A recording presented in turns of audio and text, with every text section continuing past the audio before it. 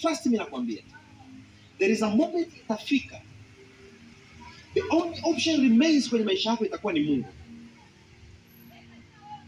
Ninakuombea Mungu akupe kiu ya kumtaka Mungu kwenye maisha yako. Jua chanzo cha maisha yako ni Mungu. Mimi nilijiwekea ratiba yangu binafsi. Mimi Jumatatu, Jumatano, Ijumaa kwenye maisha yangu nitafunga. Huu nenda ni mwaka wa pili sasa. Kwenye maisha yangu nitafunga. Huyu hapa alikuja kwa sababu alikuja hospitali. Alikuja hospitali. Lakini amekuja nikaanza kumuuliza maswala ya kasfeti.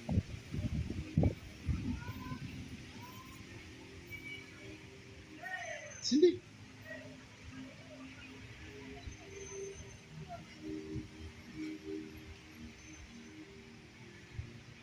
Ina kazi na uhakika. Lakini niliamua mwenyewe Jumatatu, Jumatano, Ijumaa nitafunga maisha yako.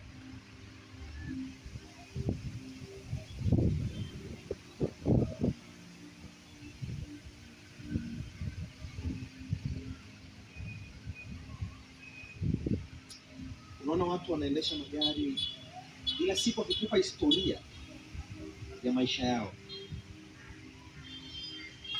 nyuma yake kuna nguvu.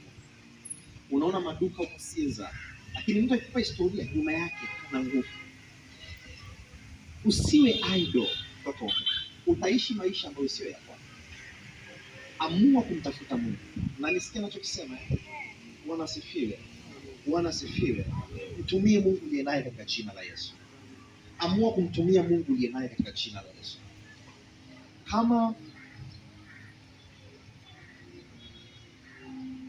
Biblia inasema refuse to be a normal person. Kataa kuwa mtu wa kawaida. Alafu anza kujiwekea standards. Nisikie inawaambia. Na nisikie mabinti. Mabinti wapo, mnanielewa? Jiwekee standards kwenye maisha. Weka standards. Usikubali kuwa mtu wa kawaida. Leo unatoka Kariakoo au unatoka na darasani, mtu anakuambia, "Nani, twende Sinza, twende Sinza moja." Bila shida, bila shida. Umechukua begi unaenda Sinza, mwenzako anakuambia, "Bwana tusiende Sinza tena. Nisindikize na nani Mwenge." Haina shida tu twende. Jifunze kujiwekea standards. Usiwe somebody ambaye ni very easy. Napenda kusemaga, be a somebody. Watoto wa Mungu siku zote, watoto wa Mungu standard yao, they are very simple but expensive. They are very simple but expensive.